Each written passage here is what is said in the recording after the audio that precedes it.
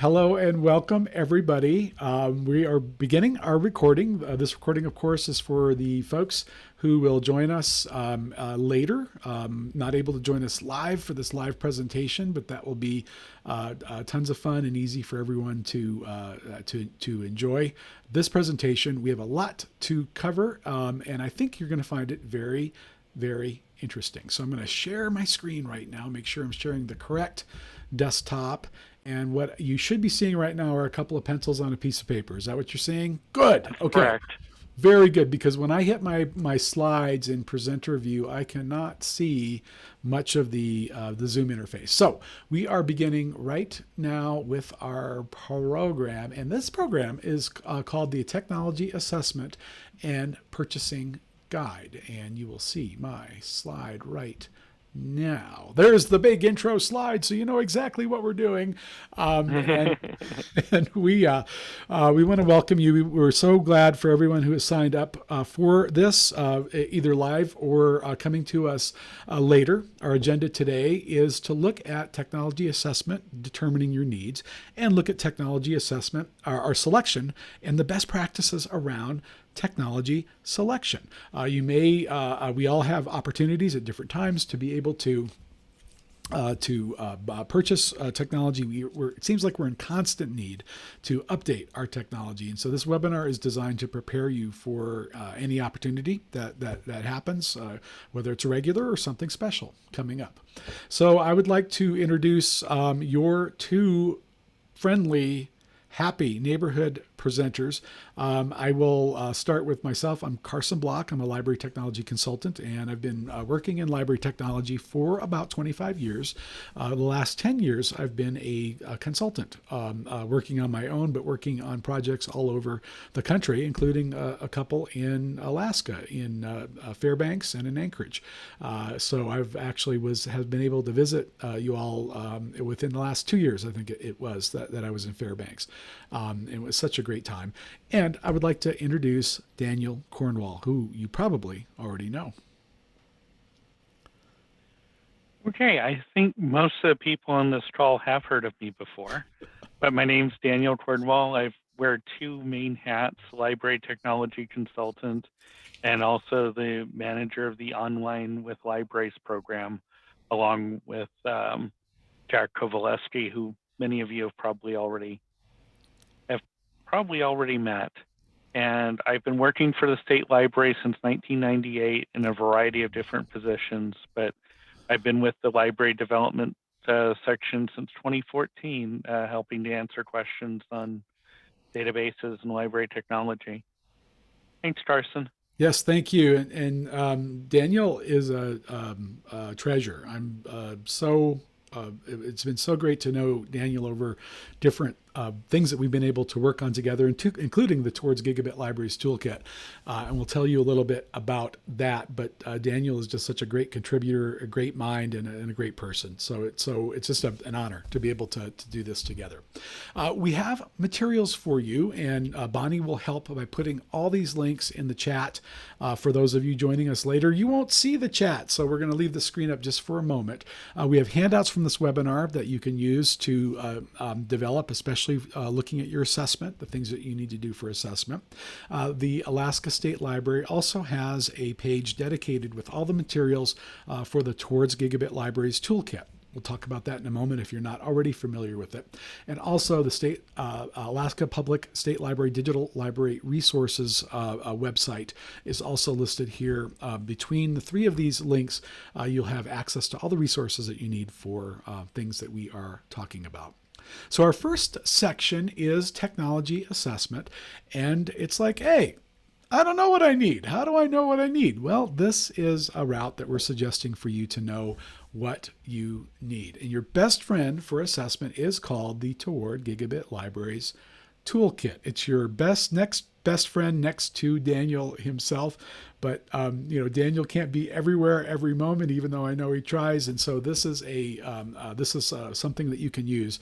And I'm going to tell you what the toolkit is. And we're going to start by watching a very short video about the toolkit that explains its function and purpose.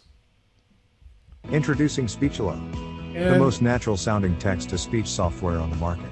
Hey, I'm Joey, and I'm so sorry. This video has finally gotten so many views. It's 1,300 views so far.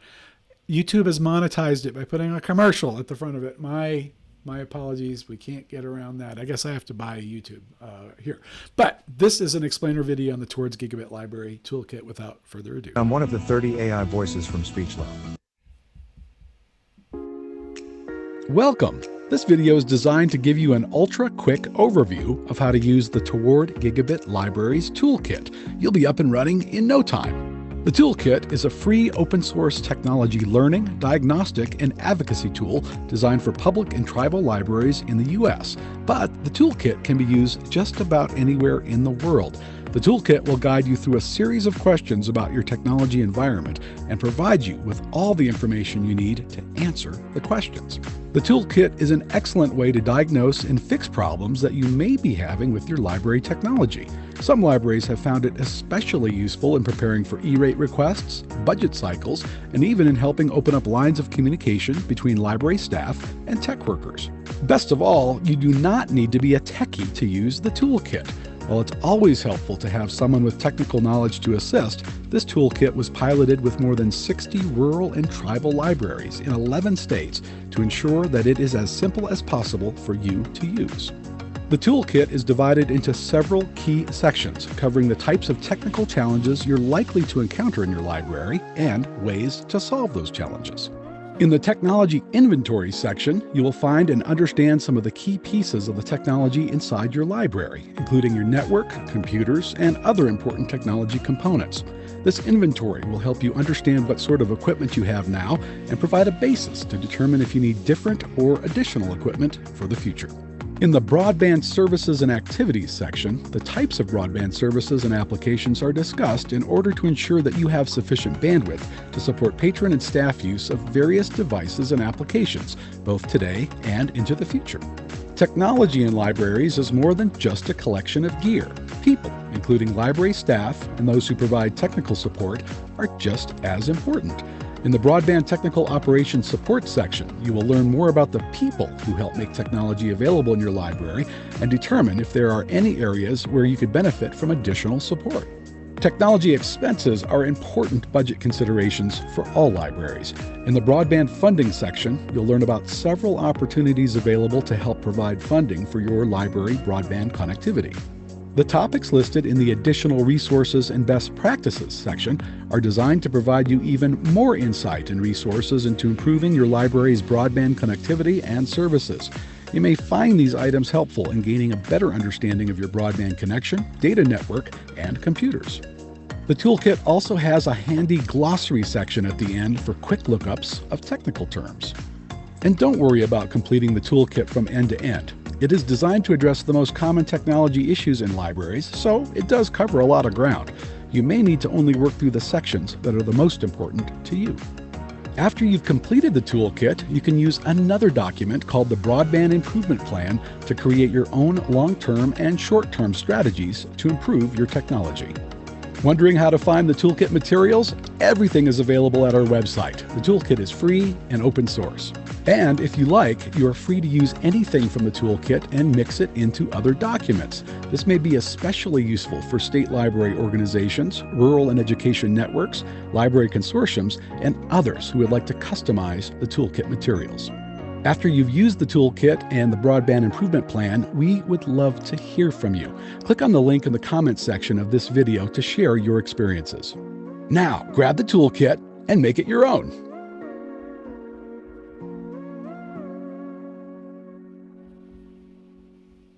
Hey everyone, I know that we had some folks reported not being able to hear the audio for that, and I'm so sorry. That does happen every once in a while. Sometimes it's not consistent. So we'll share the link so that you can watch the video later, but we're going to cover much of this right now in person. But this is something to refer to later if you want to have a refresher. So the Towards Gigabit Library Toolkit does three things at the same time. It looks like an educational workbook, because it is an educational workbook. It's also a self-assessment tool, and that's why we are talking about that today, and we're going to share that with you. And it also turns into an advocacy platform, because the more you know about your needs, the more you're able to voice those needs and to take care of them. The Toolkit component is broken down into several key places that will really help you when you're trying to determine what you need.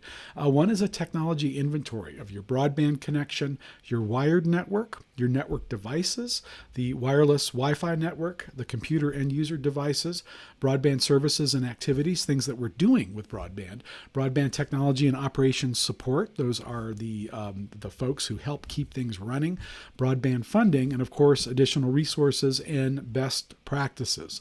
The Toolkit Approach is really simple. If you haven't downloaded it yet and looked at it, don't be afraid of it.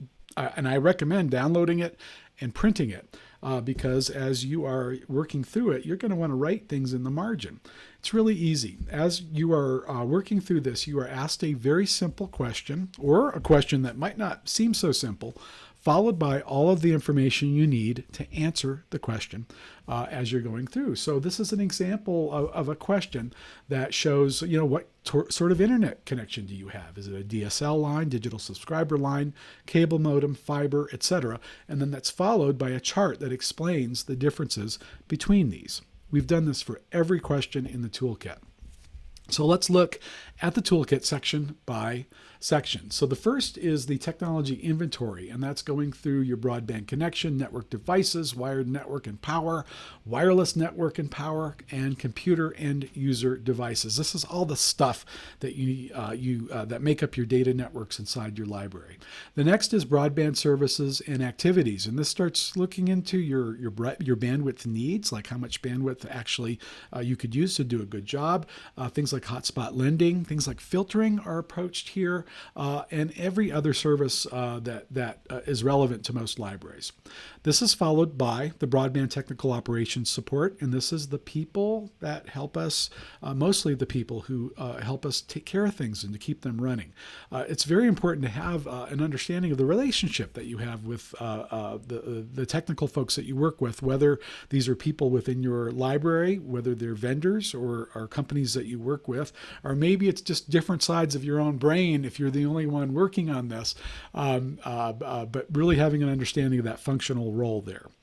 This is followed by broadband funding and different ways to come up with different opportunities for funding, and you never know, there might be more opportunities for funding as we move into the future. And then of course additional resources and best practices. This is a collection of links that connect to more information about E-rate, content filtering, broadband 101 resources, etc. And you also have many resources available that are super relevant through the Alaska State Library through the links that we shared in the chat. There's also a glossary, and glossaries are good, especially when you're encountering jargon in technology. This glossary are the most commonly used terms that you might come across, available there for quick lookup, just so that you can feel confident and knowledgeable about things that are going on. One thing that one of the worksheets that we've given you is this this worksheet to measure your own broadband device or your own broadband speed. And the way that this worksheet is worked out, and we're not going to perform a broadband test, we're going to do some other activities together, but this is something that you can do yourself, and we want you to do it in this log sense. You notice that there are different sections of this worksheet, and there's two places that we're recommending that you do a speed test with, so that you can get kind of an average to see what the results are. One is a very well-known one called speedtest.net. Another one is one that you may not be as aware of, but it's called Measurement Labs. And Measurement Labs is a nonprofit funded by Google, I believe, who work specifically with libraries and library bandwidth. And so looking at these two tests gives you a range of results where you can kind of compare and to see trends that you have. And especially if you think you're not getting all the bandwidth and all the speed that you think that you're supposed to be getting, this is a good way to test this. And so the recommendation is to do your tests every day at the same time. Usually that same time is in the morning when you're reasonably sure that there's not a lot of activity on your network, or maybe not any activity on your network. And to test at the same time every day over a number of days, over several days, to see if you have results that are similar or if they vary wildly. This way, you have information and data that you can share with your internet service provider if you would like to discuss it. If you want to say, hey, it looks like we're not getting the bandwidth. And a lot of times the ISPs will say, well, it looks fine from here. from our view, it looks like you're doing good. Well, you can follow that up with saying, well, thank you for looking at what things are right now, but we've actually been testing, and we would love to share the information that we have collected with you, and working together, maybe we can improve this. And Daniel, I was wondering, did you have anything to add to different experiences that people have had when talking to their internet service providers about their bandwidth? Well, two things really, and this is something where a internet service provider will talk about how no one test inside the library can really tell you all that much. And, maybe yes, maybe no. It's definitely more worthwhile when you test when there's no activity on the network, because every device that connects to the network, it's like adding a straw to a chocolate soda. Too many straws, and pretty soon nobody's getting anything. And the other thing that I wanted to mention is that a number of libraries have like commercial connections where you may get like up to 10 megabits or up to 5 Yes. or up to 25. And what you need to understand about those is that that's like the best effort.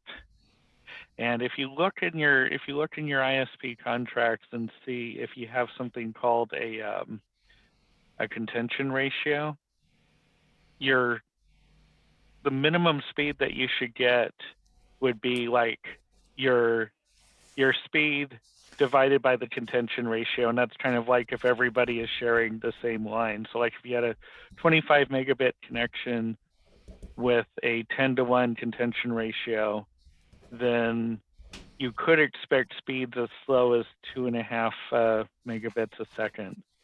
And I think that is plenty weedy now, so I'll turn it back to Carson. No, that is really good, because Daniel, what you're saying is a couple things I think are really important for folks to know. Number one, you have the ability to do something simple, collect data on your own internet speed, and to do it at a time where your results are defensible. Right? Where you can say, no, really, we really tried to do this at a time where we would get accurate results, and still we're seeing this. So please help us sleuth this out.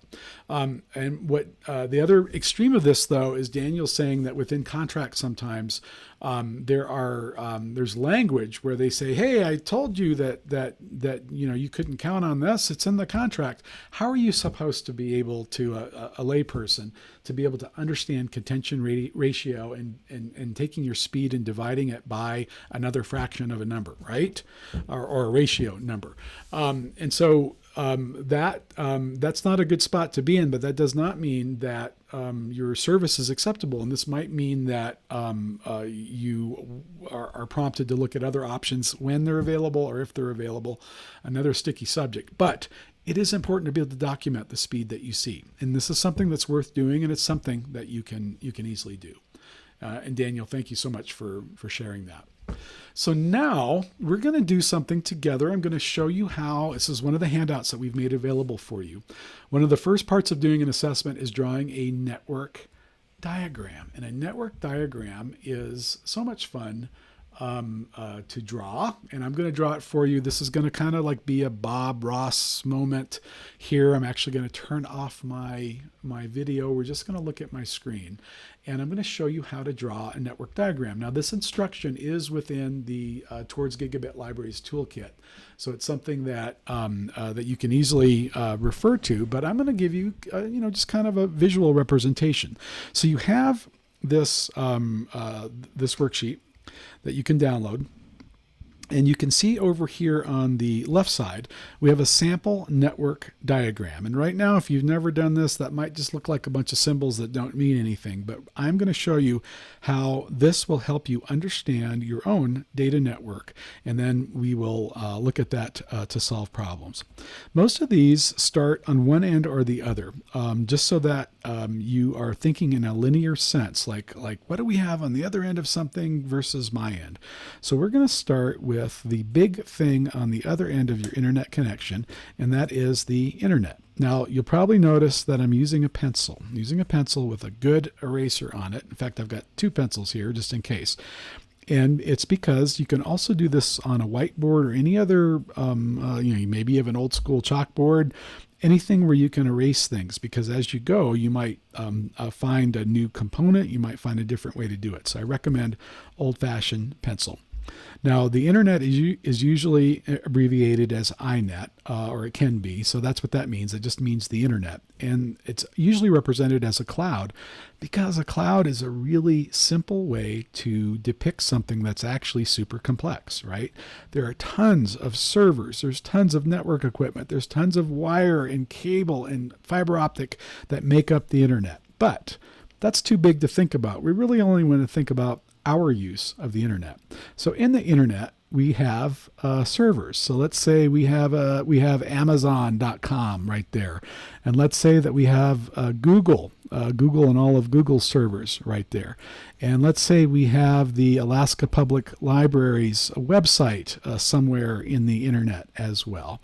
And we also have, for every internet connection, we also have in the internet what's called the ISP. That is your internet service provider. They are your connection and your on-ramp to the internet. Now you'll notice that my drawing is starting to look very similar to the drawing on the left side, and that means you can reference it as you're doing your own drawing. And I promise you that if you've never done this, and if you go through this process, you will have a much better understanding of what your network looks like.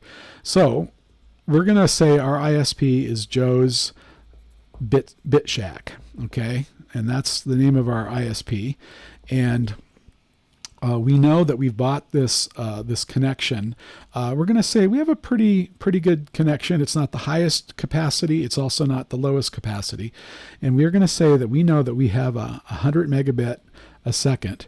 And it is a symmetrical connection. That means that the download speed is just as fast as the upload speed. They're equal. And so I'm going to put symmetrical. Now, that's not always the case for all connections. Sometimes the download speed is much faster than the upload speed. But for the sake of argument, or the sake of our demonstration, we're going to say that we've bought a symmetrical connection, and this is a fiber optic. We are really happy because we were able to have a fiber optic line delivering 100 megabits a second to us. So all this part of the internet is outside of our building, right? So this is things that are outside. So now let's think about the things that are inside, because this is some of the troubleshooting that we want to be able to do. So the first stop that we have inside of our building, once that cable, that fiber has come in this case, we will have what's called a media converter. And the media converter takes the fiber optic cable, fiber, to some sort of copper technology like Ethernet. And so what we need to take the fiber optic, which is of course is light, that's modulated at really fast speeds, and it's really cool. It can go a long distance. To this media converter, we take it and we turn this into copper. So the rest of our inside of our network is going to be copper-based Ethernet cabling that you're well familiar with, because if you have a wired network, you've plugged things in with it.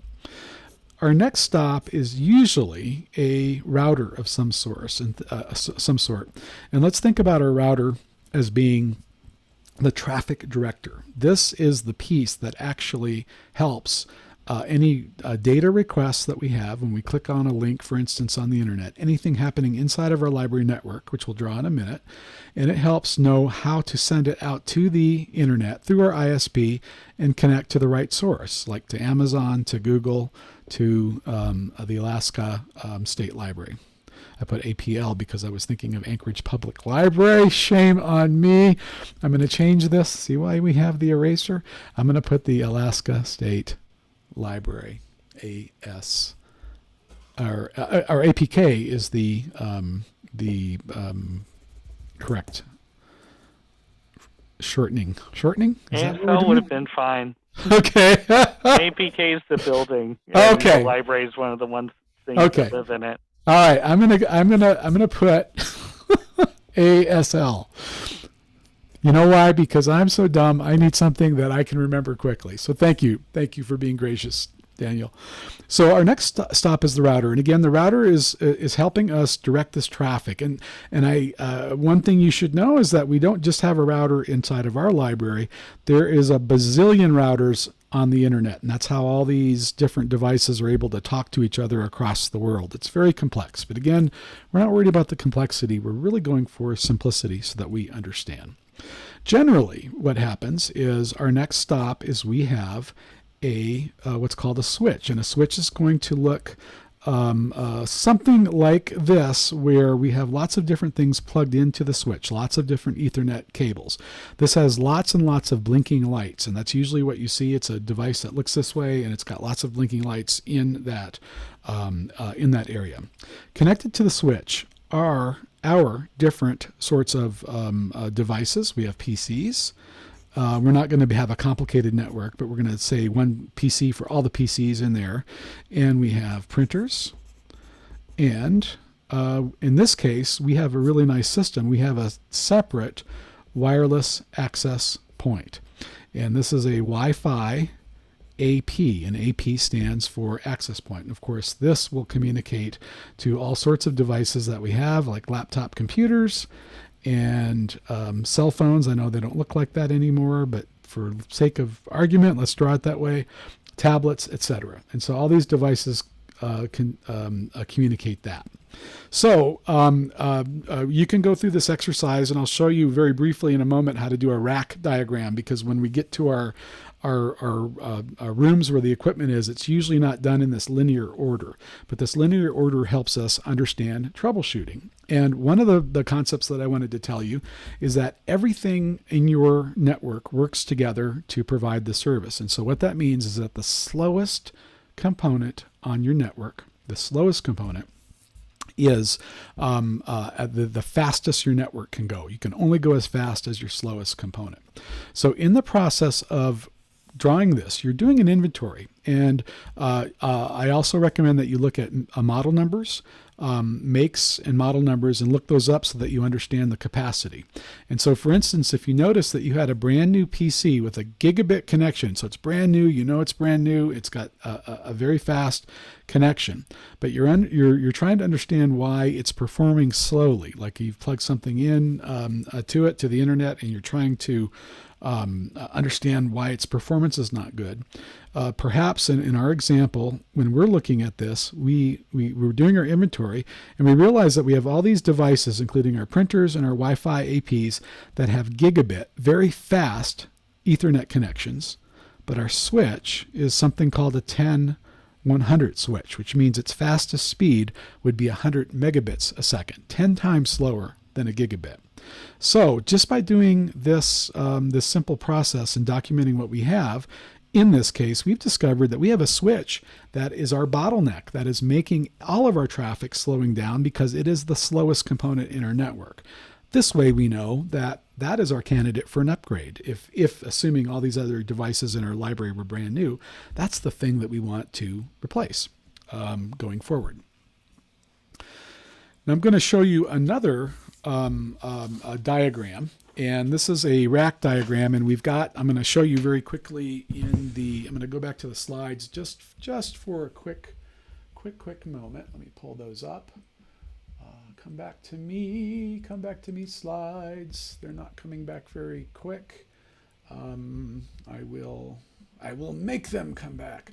I'm just going to bring my slide deck over here to show you. It'll be a little bit easier. The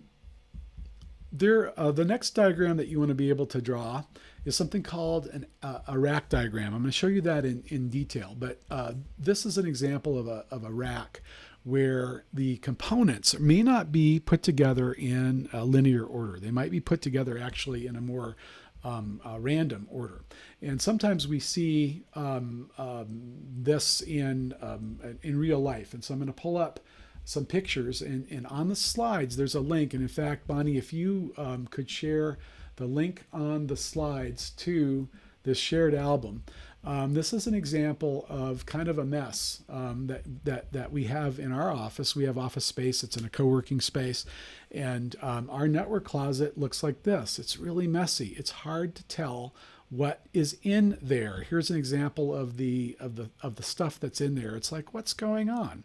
And so through the process of understanding, like after I've done that network diagram, right, the one where I understand the linear components in my network, then I'm able to go to the inside of our wiring area and start figuring out what piece here is that router, what piece is the switch.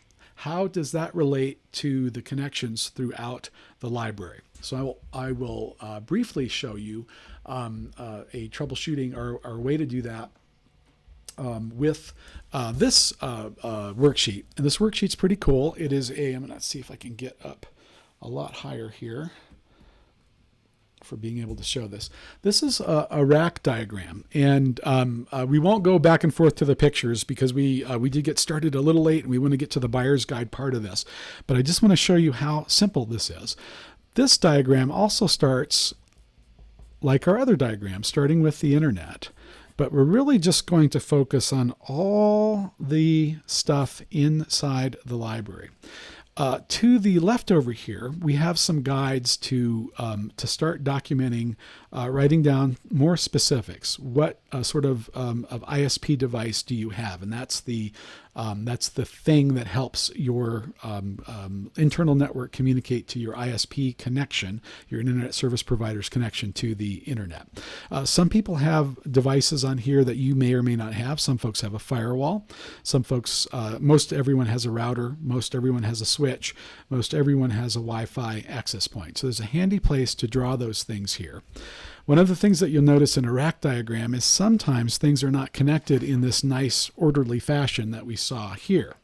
So let's pretend that we have a rack for a moment. Let's say that we're really lucky and we have an equipment rack for all of our equipment.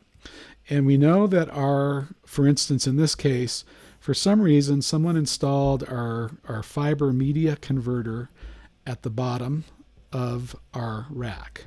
And we'll skip doing all the documentation for this a moment here, but if you're doing this, you'll be able to use the side of the sheet to document your model, things like that. So our media converter, for whatever reason, is located down there. Up at the top, we have our router, and we have our switch right here. It's mounted right here.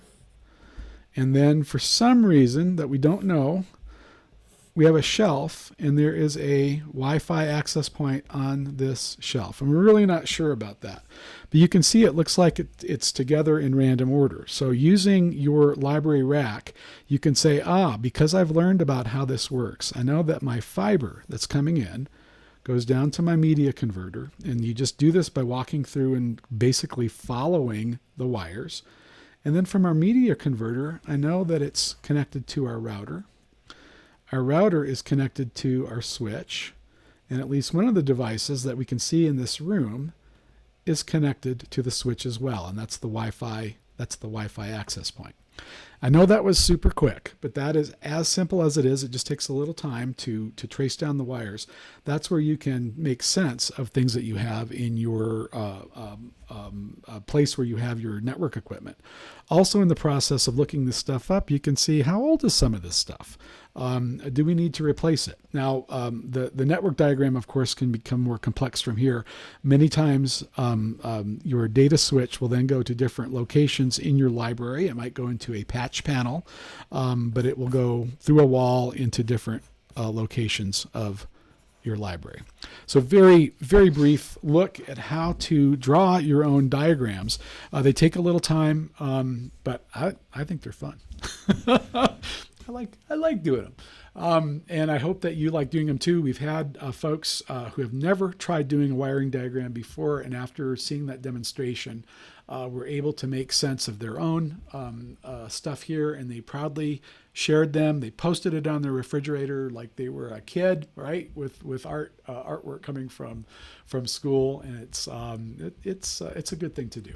So we're going to go back now to our presentation and start working into our buyer's guide part of this. So I will proceed with that. We'll get that loaded up here. Oh, there is one more thing I wanted to show you.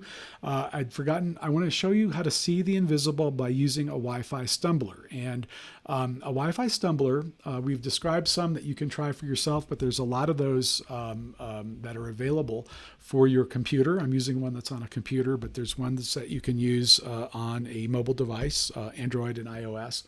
And this is a way to do, sometimes we call it a site survey, but we all know that we have Wi-Fi, but we can't see it. We don't know where it is. And sometimes we have trouble with Wi-Fi. Like sometimes we have a lot of Wi-Fi access points if we're in a place that's very densely populated. If we're not, we don't have any problem with our Wi-Fi competition with other Wi-Fi access points, but we might have problems with range, like not understanding how far our signal goes or how far our coverage can go. And so I'm using something called Wi-Fi Explorer, and this is operating on the Apple platform, on an Apple Mac. And this is an actual listing in real time showing all of the data networks, all the Wi-Fi networks in proximity of my office. That is a lot of data networks and a lot of competition. And you can see here, if you look here, this is a listing of all. Now, of course, the one that I'm connected to, Netgear 17, is the strongest network, and that's really, really good. But you can see that there are a lot of networks here where there are overlaps, where there's competition, where folks are fighting. And sometimes that can lead to performance problems. This network stumbler does such a good job. It can tell me what channel each device, each Wi-Fi hotspot is operating on in case there's two that are trying to use the same channel. It tells me the speed of those channels and the flavor of Wi-Fi, the type of Wi-Fi that it supports, etc. So that's handy to get an environmental look. But what's really cool, and especially if, let's say for a minute, you're like, Carson, I don't have that problem. I actually, we don't have a lot of Wi-Fi around us, but I'm trying to figure out how our Wi-Fi signal behaves in our library. You can go over to this view of the Wi-Fi signal. I can see Netgear right there. And you can see this is really strong. I'm probably about 95% in terms of the signal strength. Well, I would expect to be that because I'm 10 feet away from my Wi-Fi hotspot. But if I picked up my laptop and I started walking around, especially if I walked around outside, I would start to see that purple signal that you see. I would start to see it drop. And I might be surprised with how it drops. Like I might go past a wall that has a lot of metal in the wall and see it drop dramatically, and then walk past that wall to a window and get a little bit better signal, but maybe not as strong as I would like it. And then I move to a different position and the signal's very strong. Just by having a Wi-Fi Stumbler and walking around your library, you can create your own map of where your signal is strong and where it's weak. And if you're finding areas through something like this where it's weak, guess what? You've got a candidate to buy something, to add a piece of gear, another access point to bolster that signal. So I hope that was fun for you. Most of the folks that we show Wi-Fi Stumblers to stop at that moment and they run out and get their own. And I think that if that's of interest to you, you should definitely do it. You're going to find it illuminating. And it's really nice to be able to see things that are invisible. So let's get back to the rest of this overview, this buyer's guide. That was our assessment piece. And now we are going to move into our next section. So how do I know what I need? Well, through these assessments, using the toolkit, using your own instincts, using the like the Wi-Fi Stumbler, things like that. We have a document that you can use to start jotting down things that you think you need to do. This is just maybe your ideation process where you're starting to notice it's like, oh, I've got a slow switch, or we've got some holes in our Wi-Fi. We really should fix that. We really should do something about that. You can use this template to start jotting your idea down, where you're saying, I have an action. I want to make an improvement. My intended results of this action are an improvement to this certain area, like better Wi-Fi for the front of the library or better Wi-Fi outside the library. You can think about the resources required. You might need an additional Wi-Fi access point. You might need to have more data cabling to support that. You might even need a bigger switch. If all your switch ports are full and you're not able to add new devices to your wired network, you might need to also add that. This is a good way to start lining up those needs that you have. And then, of course, give yourself a timeline, because deadlines are wonderful, horrible things, and they help motivate us. Really, the purpose of the timeline is to separate things that are urgent needs versus things that you might be able to take a little bit longer to solve. And so now we are going to move into technology selection best practices. So let's assume for a minute that you've worked through the toolkit. Maybe someone else has given you a hand with things. And you're ready to buy. You're ready to buy. But what do you buy? It can be overwhelming and confusing, even for techs. So there's a couple of rules that are good to live by, things to think about when you are looking at technology. The first is that model numbers mean a lot, even if they're similar. Do not be tricked. Specific model numbers for even a similar device from a similar manufacturer can be different, because they're always changing things. So when you're doing your search, and we've provided for you some resources to use for your own research, credible resources, make sure that you're looking at specific model numbers and it doesn't vary from that. Even a little A or B after a model number could mean differences in its capability. So that's important. Also, please use a diversity of review sources and evaluate the authority of the review sources, even the ones that we're recommending. Just because with what's happening on the web these days, you just don't know about the editorial changes sometimes. Sometimes a resource that previously was credible gets bought by someone else, and then it turns into a less awesome resource. So we went to great lengths to make sure that the ones that we recommended in the handout are good ones for you to start with. But as you go forward, you never know. So use your library skills as information professionals to evaluate things just like you would with anything else. So a couple of tips on selecting Wi-Fi equipment. We're going to spend the most time on PCs here, but we wanted to also talk about Wi-Fi because it's so important. It's such a lifeline for people. It's one of the reasons that folks visit your library, because it's so important. Some libraries try to cover everything with a single unit.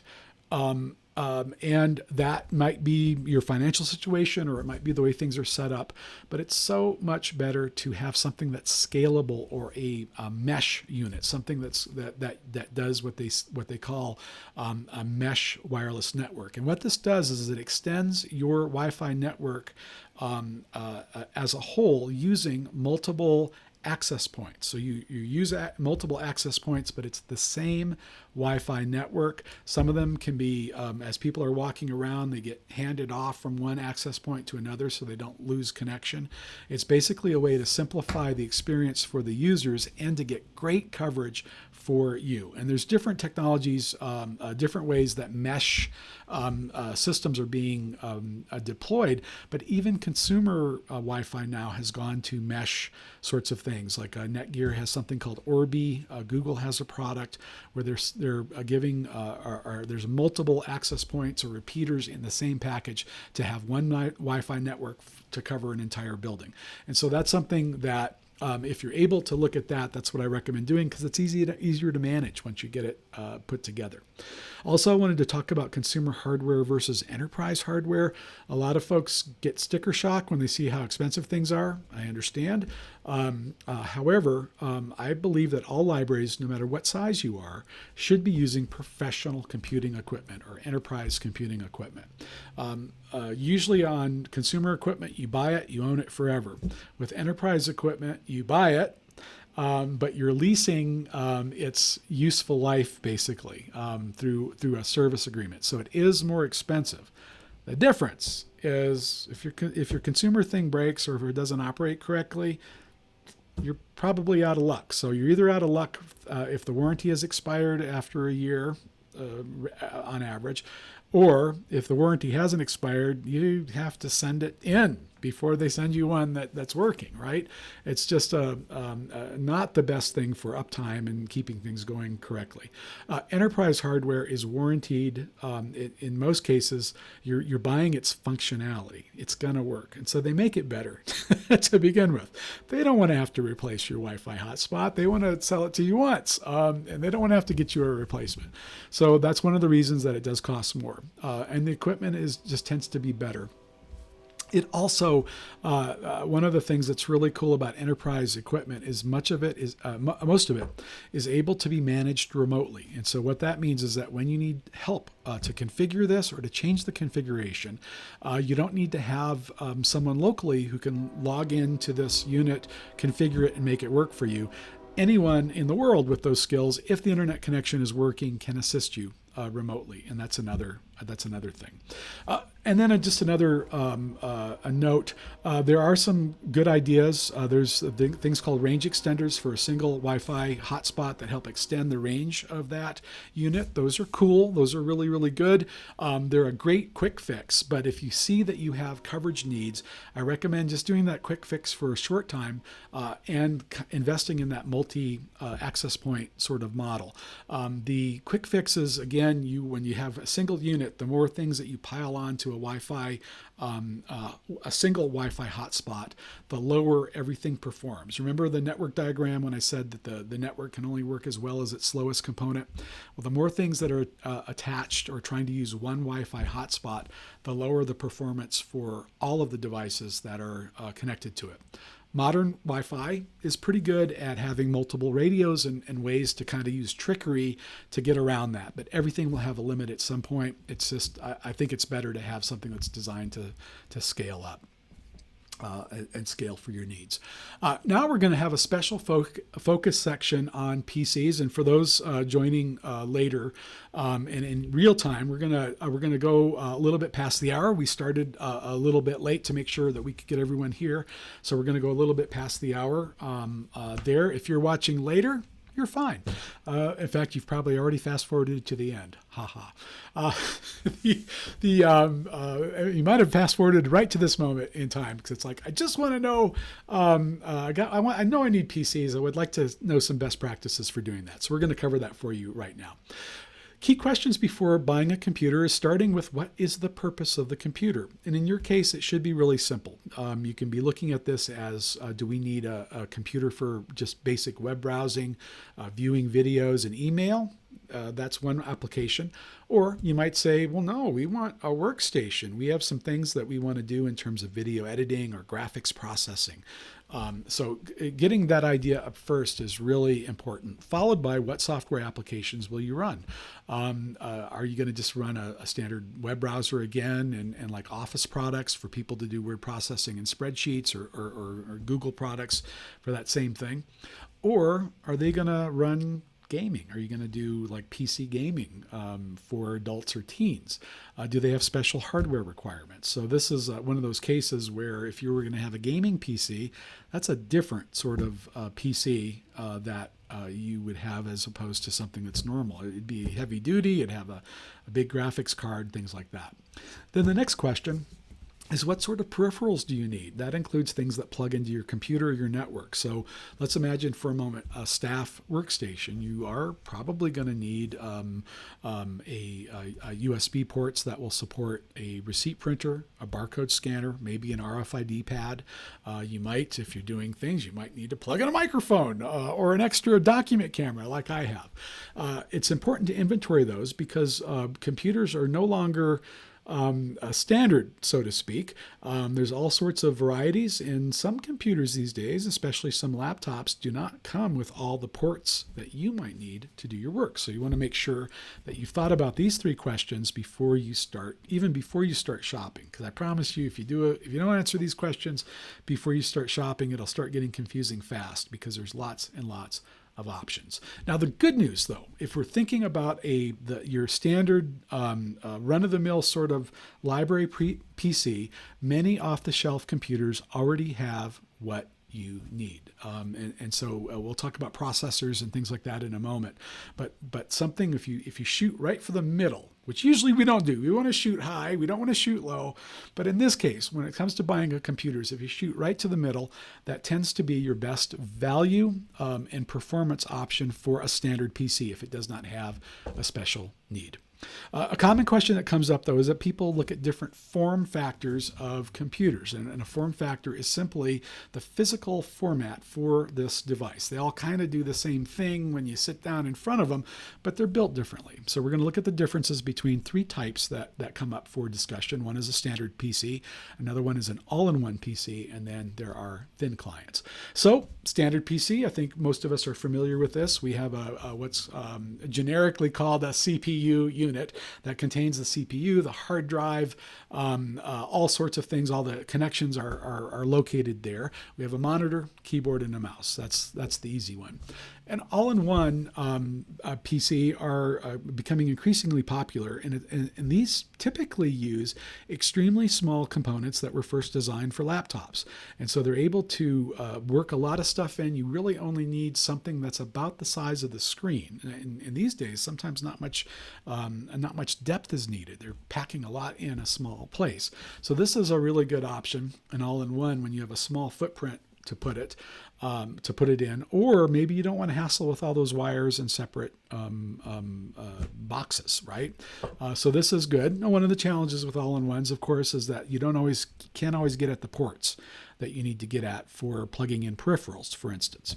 Again, that's why you want to do that really boring thing I said first when you're shopping. It's like, oh, what do I want to do? What software do I need? And what do I need to plug into it? That's why you want to do that first, because you might be allured by the sexy all-in-one when actually you might have a more practical reason to have something else. The thin client is something that you've probably seen. Maybe you have these in your own library. Maybe you've seen them when you visited other libraries or other place. What these are is there is it's like what's old is new again, and what's new here is that these thin clients are very small, almost like all-in-ones, but they don't have their own distinct hard drive. They're basically a monitor, and they're a terminal basically for a server that provides all the central computing system. So these tend to look really small. Sometimes people say, yeah, that has a little backpack PC on the back of that monitor, and that's our thin client. And what they're talking about is that they have a system that's probably in a server rack somewhere that's doing all the heavy-duty processing, and it is doing all this processing on behalf of these different terminals that are in the library. These have pros and cons. So the pros are that they're really easy to manage. So if you've got a place that has a lot of PCs, it's a lot easier to manage them in this fashion and to keep every one of those PCs consistent. On the downside, there's many different ways that these can be configured. And I worked with one library that was actually doing all the graphics processing at the server. No, you don't want to do that, because a lot of library users come in to use a library computer to view videos. And so they had underpowered the graphics processing at the server, making all the performance on the end not working well. This all goes back to those first three questions, right? It's like, what is it that we're trying to do with the computer, and what software do we need, and what port access do we need? Also, what was difficult was headphone jacks, right, on these. So when we say mid-range or middle of the road, oftentimes it's based on the processor. Now, we have new generations of processors coming out. I wanted to, though, share this video with you to view later. Bonnie, if you can grab that link and share it in the chat. This is to show you that if you're confused by Intel's naming convention for their processors, which is currently i3, i5, and i7, don't feel bad at all, because this geek who's really smart gets exasperated about a third of the way into the video trying to explain the difference between the i3, the i5, and the i7. I can tell you that they've had these product lines 10 years now, something like that. And so what was an i3, an i5, and i7 even 5 years ago is nothing like the ones they have today. So it is confusing. So if you're confused, don't feel bad. We all get confused. For our purposes, again, middle of the road is perfectly fine. If you're doing something graphics intensive or something that requires a lot of firepower, looking at an i7 or even an i9 on a PC platform is the way to go, and we won't watch that. Another thing that's changed quite a bit is the hard drive in computers, and so a hard drive, of course, is our main storage component of a computer. It stores everything there.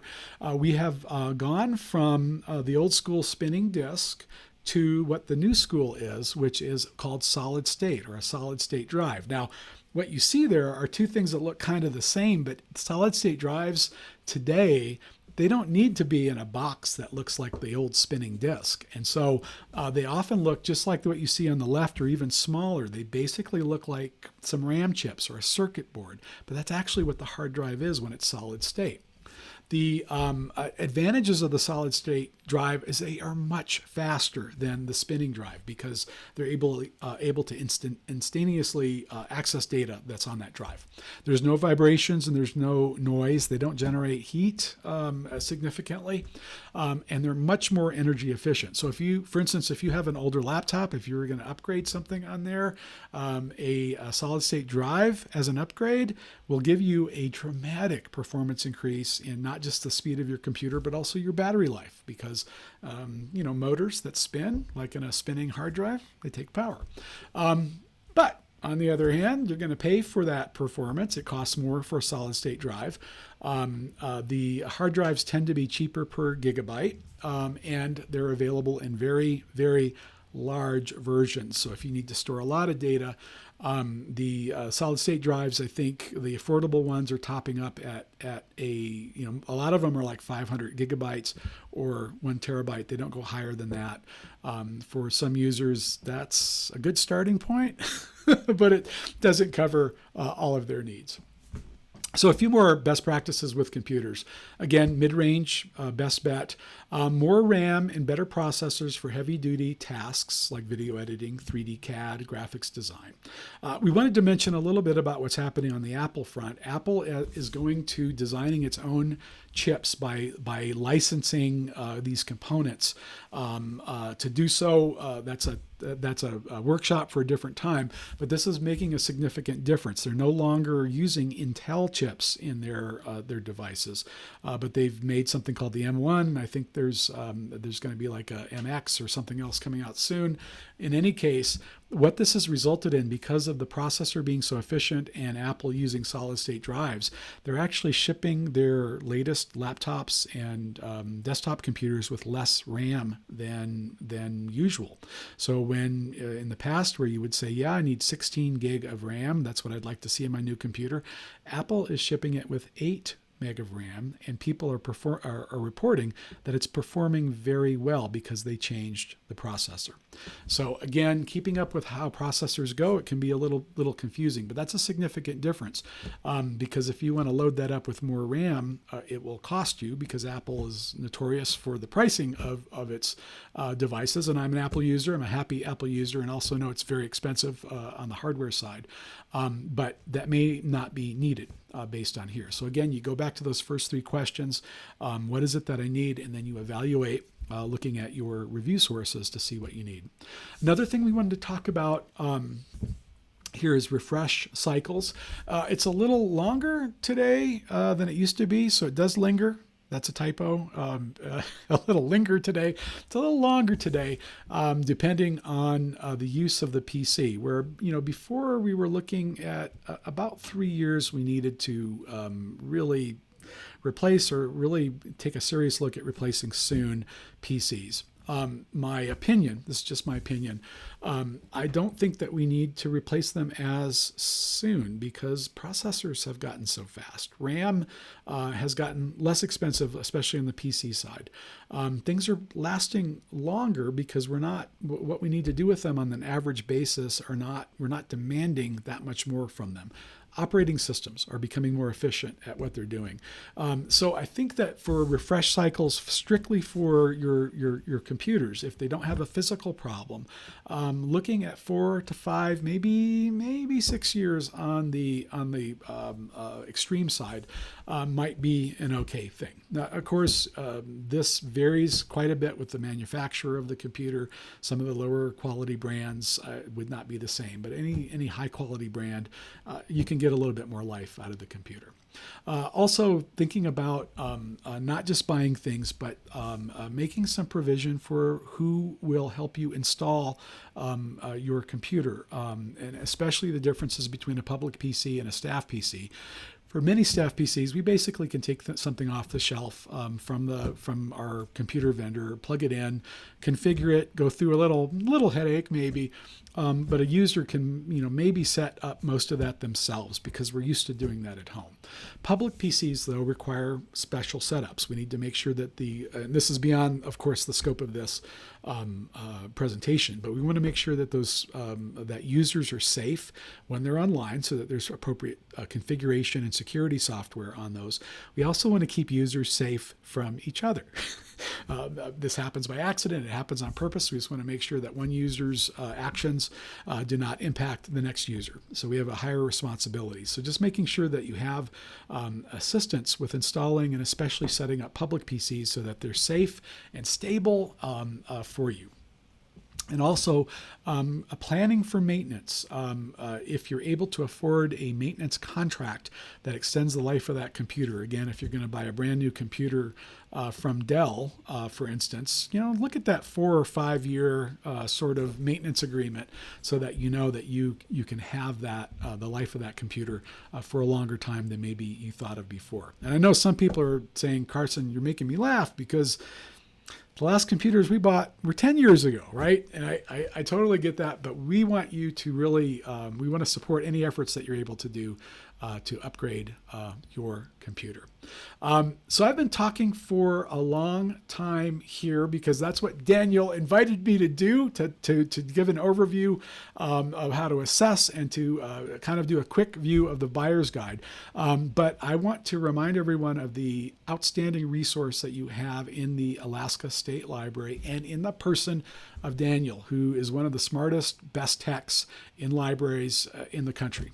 And Daniel, talk a little bit about the resources available to Alaska users through the State Library and through you. Well, thank you, Carson. And I just wanted to share with people that his praise of me was not included anywhere in his contract. That's right. Blushing fairly brightly right now. But yes, the digital literacy guide is one of the aspects of the Online with Libraries program. And basically, we tried to pull together a number of tutorials on different operating systems and storage devices. And it's kind of like sort of the nuts and bolts, and also there's some good guides from GCF Global and a few other places on, when you're going to buy a new computer or a tablet, what sort of things ought you to look for.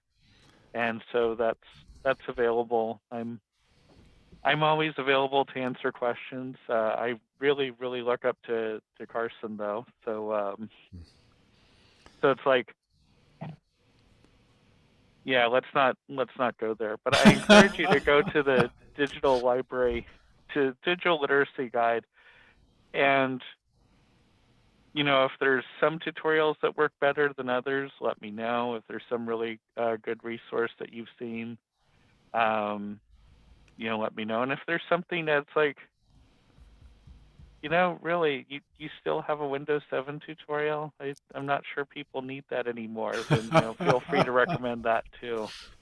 But basically, the key message here is that none of you are alone, and we're always happy to look at things at the State Library and help as best we can. Outstanding. And it takes all of us working together to make things happen. It really does. We all rely on each other in our community, our local community, of course, but also our greater community. So that's another best practice that we didn't mention, but really having buddies and working through some of the debates on this is really important.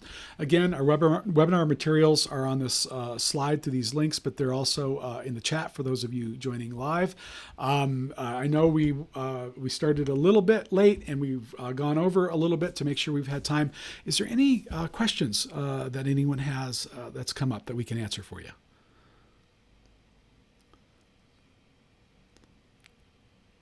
And if there's not right now, you know that you can always get a hold of Daniel and he'll give you a hand.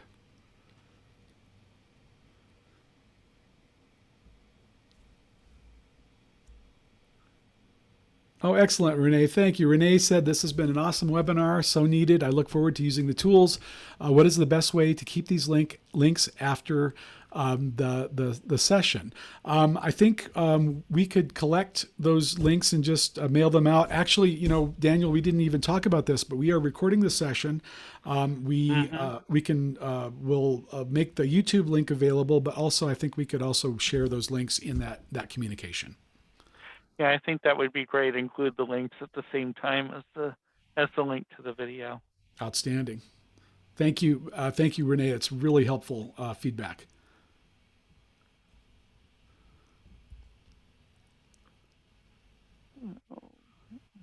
And then, how nice. And there's also the self-service option.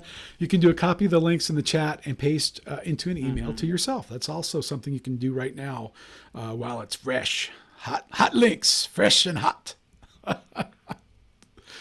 Very good. Any other questions for Carson or for me? Thank you all for coming. If you've got comments about the training that come to you afterwards, feel free to email them to me. Wonderful. Thank you so much, everyone. I guess we will draw things to a close, and it's been great. What a nice time. Take care. Thank you all. Have a great day.